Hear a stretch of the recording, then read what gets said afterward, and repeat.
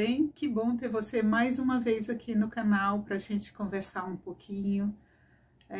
Desta vez eu não quero trazer um tema muito triste, pelo contrário, eu quero falar de alegria, eu quero falar de coisas boas. Eu quero falar de ser mãe, do quanto que isso engrandece a gente e do quanto nos traz felicidade. Nós, mães, quando estamos esperando o nosso bebê, ou até mesmo antes da gente começar a gestar o nosso bebê, a gente faz muitos planos, a gente pensa em coisas que normalmente estão ligadas à nossa própria vida. A gente quer que o nosso filho tenha um emprego, um bom salário, que ele se realize profissionalmente, que ele se apaixone por alguém e esse alguém também se apaixone por ele. A gente quer que ele tenha uma casa, de preferência uma casa própria. A gente quer que ele tenha filhos, de preferência 2 filhos, no máximo 3 filhos. A gente quer, a gente deseja, a gente quer, a gente deseja. Mas vem cá, a gente está desejando para nós próprias ou para ele? Até que ponto esses desejos que a gente sente em relação ao nosso filho são legitimamente nossos? Até que ponto eu quero projetar no meu filho aquilo que eu não tive ou aquilo que eu tive? Se eu tenho um bom emprego, eu quero que o meu filho tenha um bom emprego. É a única maneira dele ser feliz. Se eu tenho uma família, filhos, a única forma do meu filho ser feliz é também sendo pai. Só que não é nada disso. Não é nada disso. Para o nosso filho ser feliz, é preciso que ele esteja em paz. Só isso. É preciso que ele viva a vida de acordo dentro daquilo que ele dá conta, daquilo que ele escolheu para si ou que foi escolhido para si. A esquizofrenia é um freio, é um super freio nos planos de quem? Da mãe. Nós, mães, somos freadas pela esquizofrenia e por qualquer outra doença. Imagine que o seu filho, o meu filho, qualquer filho,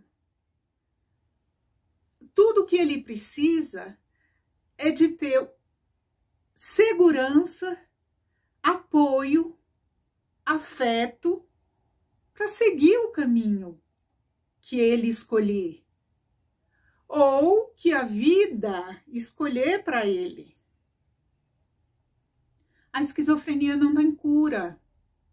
Ela não tem cura, gente. Não adianta orar, rezar, pedir. Ela não tem cura. É uma doença que vem de milênios atrás. Antigamente, excluía-se o esquizofrênico da sociedade, porque sem tratamento ele ficava agressivo, ele não se moldava aos padrões da sociedade, ele não se encaixava naquilo que ele tinha que se encaixar, nos negócios do pai que ele tinha que dar continuidade, nos tantos de filhos que ele tinha que ter para ser bem visto como homem, arrimo de família na sociedade. Tudo isso acabou, tudo isso acabou. A gente não pode viver de acordo com costumes, com crenças do passado. A gente não pode se prender a isso. Nós temos que viver o hoje, o agora, o século 21, que veio com tantas descobertas tecnológicas em torno de todas as doenças. E E a esquizofrenia não é uma exceção. Houve muitos avanços. Hoje, com a neurociência, sabe-se exatamente quais são as zonas do cérebro que sentem, que demonstram afeto, que correspondem às determinadas vontades do cérebro. É através do sistema nervoso que o cérebro é acionado e diz assim: levante a mão, abaixe a mão, levante a mão, abaixe a mão. É o cérebro que comanda tudo. E se o cérebro tem determinadas deficiências em algumas áreas, veja bem, em algumas áreas, a esquizofrenia não quer dizer que todo o cérebro é comprometido, embora muita gente queira acreditar nisso. Não, tem muitas partes que continuam preservadas. Mas, infelizmente, a esquizofrenia mexe sim com os sentimentos, às vezes com o equilíbrio mesmo corporal, dependendo das áreas atingidas e pelo tipo da esquizofrenia, a pessoa tem mais dificuldades para isso ou para aquilo, para se movimentar, para ter ânimo para levantar e fazer as coisas e tocar a vida e criar. Tem pessoas com esquizofrenia que fazem isso e tem pessoas que não conseguem. Tem pessoas que mantêm uma afetividade praticamente perfeita. Tem outras pessoas que não, que a afetividade fica muito comprometida.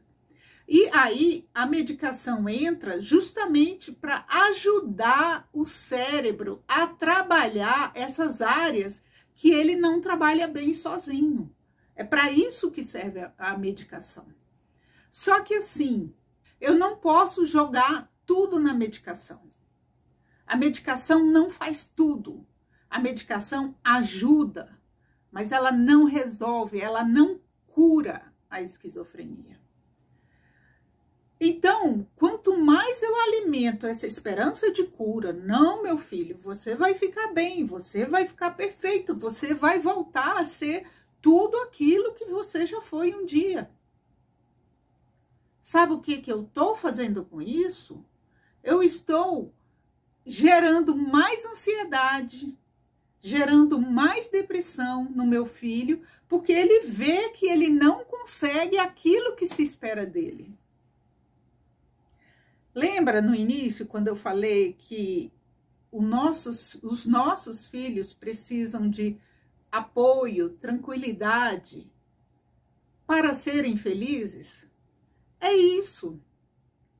Sem pressão, sem aquele sonho de antigamente, de quando o bebê estava na barriga. Não é justo. Não é justo quantas pessoas nascem com problemas que não exatamente correspondem ao sonho de uma mãe ou de um pai. Problemas físicos, muitas vezes. Deficiências. E aí o que a gente faz? A gente amolda. A gente meio que encaixa, faz um equilíbrio entre entre o nosso sonho de antes e o que é possível ter agora. A gente amolda.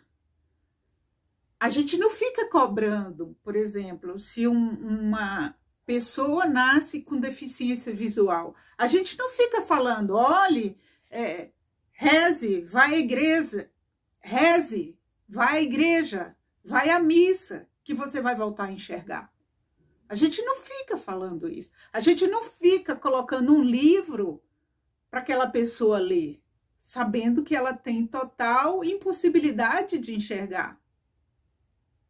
Assim é a esquizofrenia. Chegar para uma pessoa com esquizofrenia e olha aqui, filho de fulano conseguiu. Alguém que estava lá na clínica conseguia.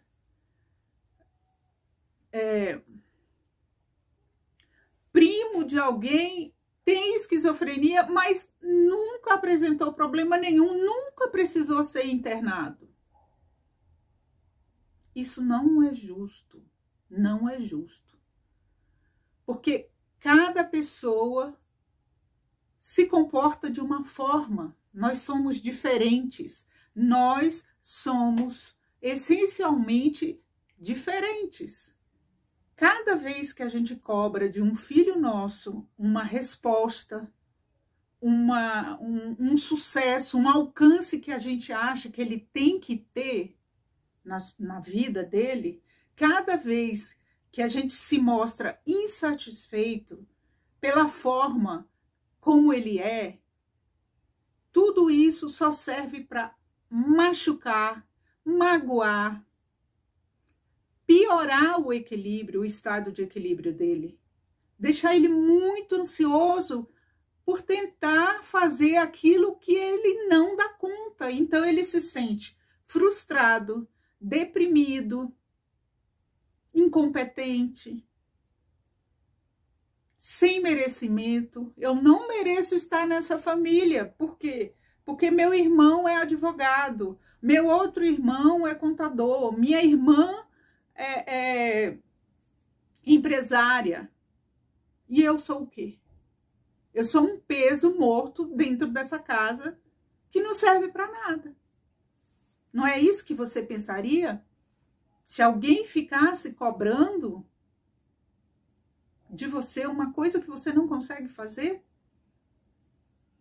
Então é muito importante que o nosso apoio enquanto família, enquanto mãe, enquanto esposa, irmão, irmã de uma pessoa com esquizofrenia, é muito importante que a nossa conduta seja de apoio. Total apoio, sem cobranças. Só quem tem o problema e vive o problema é que sabe o que é isso. Só. Aos outros cabe imaginar. Uma vez eu tive um sonho com o meu filho. Eu sonhei que ele chegava em casa, na minha casa, né, na nossa casa, mas ele já morava fora, ele já morava numa outra casa. Ele chegou todo bonito, com uma calça de alfaiataria, uma camisa de manga comprida e dirigindo uma caminhonete grande, tipo uma Hilux. E aí ele falou para mim: olha, mamãe, eu não vou demorar muito, porque eu tô atrasado, eu tenho compromisso. E eu: não, meu filho, que bom que você veio me ver, que bom que você veio aqui em casa. Qualquer tantinho que você vier aqui em casa, eu já vou ficar feliz. Na época, eu cheguei a cogitar: será que é isso que vai acontecer? Meu filho vai ser tão ocupado assim? Será que... Será? E fui ficando no será. Não aconteceu. O meu filho não tem uma Hilux, ele não tem um bom emprego, ele não veste roupa de alfaiataria e camisas finas para trabalhar. Mas eu amo tanto ele, que eu descobri que o importante é ele estar aqui comigo. Hoje nós fomos levar roupas e cigarros para a clínica, onde ele está internado. Eu vi a uma distância de pelo menos 300 metros, porque não é permitido a gente ter contato com o paciente nos dias comuns, sem pandemia, só nos dias de visita. E agora, nessa época de pandemia, nem no dia de visita. O contato é totalmente proibido. Mas eu fiquei tão feliz de ver ele de longe. E aí eu perguntei para o enfermeiro como que ele está se sentindo. Ele falou: olha, ele está muito tranquilo. ele tá bem calmo, super de boa, conversa com todo mundo, tá fazendo amizades. Meu coração se encheu de alegria.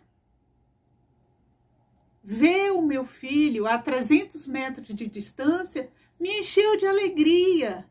O enfermeiro falar que ele tá bem me encheu de alegria. Olha a diferença para o sonho que eu tive um dia. E quantas vezes eu sofri, e eu chorei, e eu pedi a Deus, e eu, enfim, me desesperava. Por quê? Porque eu era baseada naquele sonho e em outros sonhos que nunca vão se realizar. Eu só aprendi a acalmar meu coração quando eu realmente peguei o livro, fui ler o que é a esquizofrenia, fui aprender de verdade o que é a esquizofrenia, fui decifrar esse enigma. Porque é um enigma, nós não estamos preparados, a sociedade não está preparada para o transtorno mental, qualquer que seja ele. A gente vê o bebezinho, nasce lindinho, aquele bebezinho da Johnson, balançando as perninhas, gordinho, coisa mais linda. Você não imagina que um dia possa acontecer uma questão mental. Mas às vezes acontece. Às vezes acontece. E aí é multifatorial, são os genes dos pais, é o ambiente, é a forma como a pessoa lida com seus problemas e suas questões. Enfim, uma série de causas que você não controla, não tem como você controlar. Se você pegar o seu filho e botar dentro de uma redoma e criar ali dentro daquela redoma de vidro, você não tem como controlar. O uso de drogas e o uso de álcool também podem fazer com que a esquizofrenia se desencadeie, principalmente na adolescência, que é quando o cérebro ainda não está maduro, quando as células nervosas ainda não foram totalmente amadurecidas, mielinizadas é o nome mesmo, que quer dizer a mesma coisa, amadurecidas.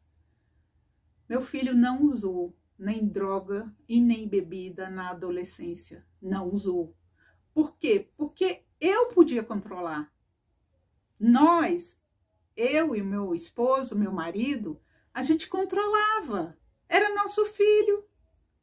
Não, isso pode, isso não pode. A gente não ficava bebendo, a gente não ficava incentivando o uso de bebida, nem de cigarro. E hoje ele tem problemas sim de alcoolismo, porque conforme eu falei para vocês, ele começou a beber para fugir da angústia. Depois de já ser um adulto. Por quê? Porque a esquizofrenia veio justamente nessa época e a angústia era muito grande. Não corresponder ao que se esperava dele foi muito difícil para o meu filho. Porque ele era muito querido. Ele era muito amado. Eu estou dizendo, ele ainda é muito querido e muito amado por nós da família. Mas ele tinha muitos amigos. Amigos que se afastaram porque não entendiam por que ele estava tomando aquele rumo. Amigos que davam conselhos. Olha, faz assim, não faça isso. Ele ia lá e fazia.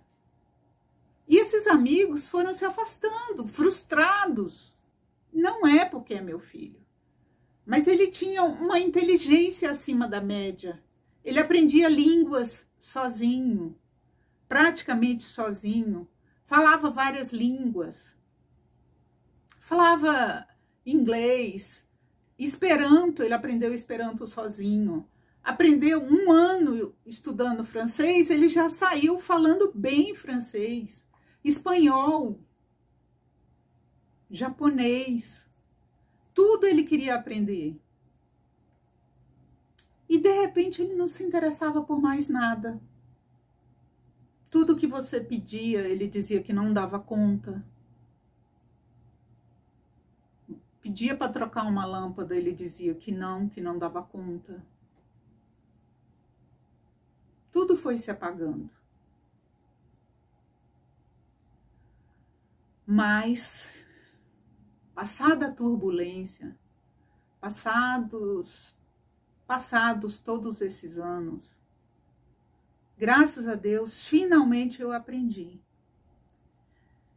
Eu aprendi que as coisas fogem ao nosso controle e que a gente tem que lidar com os desígnios de Deus. Quando a gente não consegue mudar algo, nem na gente, nem nas outras pessoas, é hora da gente aceitar, nos aceitar como somos e aceitar o outro como ele é. Porque senão nós vamos ficar dando murro em ponta de faca a vida inteira. Porque senão a nossa própria vida vai passar e nós não vamos ver de tanto que a gente está lamentando por ter um filho com esquizofrenia. Ou com qualquer outra doença.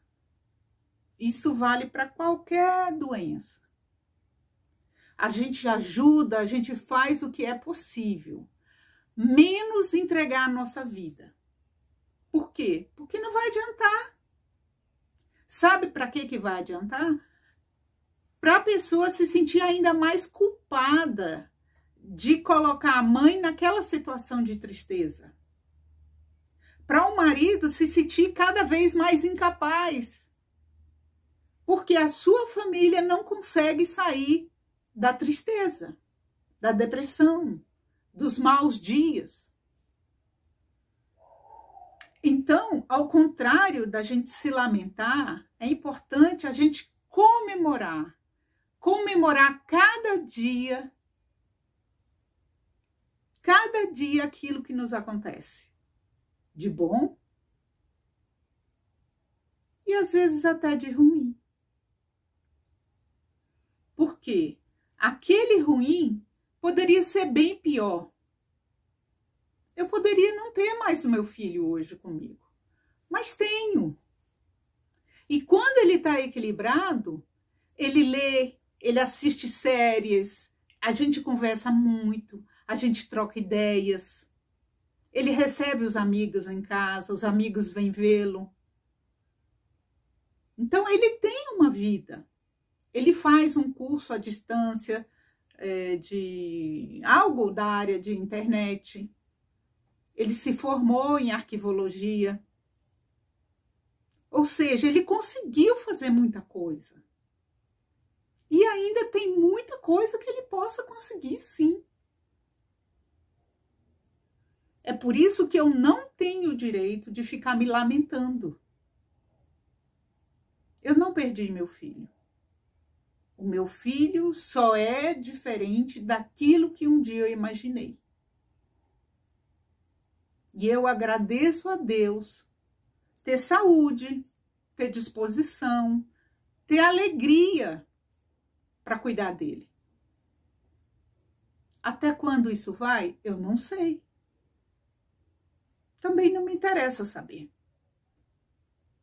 É outro ponto que eu vivia pensando, como vai ser, como é o futuro, como é que vai ser o futuro, quem vai cuidar dele? Eu prefiro não pensar mais nisso.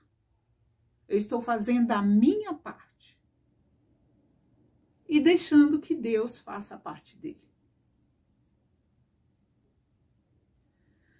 Bom, gente, é isso que eu tinha para falar nesse vídeo de hoje. E eu agradeço muito a sua presença aqui. Se você puder compartilhar esse vídeo, eu agradeço, de verdade. Porque eu tenho certeza que tem muitas pessoas que passam o que eu passei. Tem muitas pessoas que acreditam que a esquizofrenia acabou com suas vidas. Não é verdade. Não é verdade. É necessário uma adaptação. É necessário que a gente diminua as nossas expectativas. Mas a vida continua. Continua sim. O dia amanhece para todo mundo. O sol está lá todos os dias. Então vamos fazer o que tem que ser feito. Cuidar das pessoas que precisam de nós. E cuidar, sobretudo, de nós mesmos. Porque os psicólogos falam muito. Sabe o avião? Quando a gente está no avião, que eles ensinam para a gente, coloque primeiro a sua máscara para depois colocar a máscara da pessoa que está ao seu lado, seja um idoso, seja uma criança, seja uma pessoa que não dá conta de cuidar de si. Então, coloque primeiro a sua máscara, depois você coloca a máscara no seu filho. Porque se você tentar fazer o contrário, você não chega a lugar nenhum. Os dois vão morrer sem ar. Os dois vão morrer sem viver. Isso é o que eu penso. Eu estou falando da minha vivência. Se você gosta dos meus vídeos, se você assistiu outros vídeos, ou se você assistiu só esse vídeo, seja bem-vindo ao canal, seja bem-vinda ao canal. Inscreva-se, curta, compartilhe. Você vai estar me ajudando muito. E você sabe, vamos conversar sobre. Não vamos nos omitir. Vamos conversar sobre. Tá incomodando? Vamos conversar sobre. É isso aí, gente. Um grande beijo, um abraço. Fiquem com Deus. Uma ótima semana. Obrigada por você estar aqui. Tchau, tchau.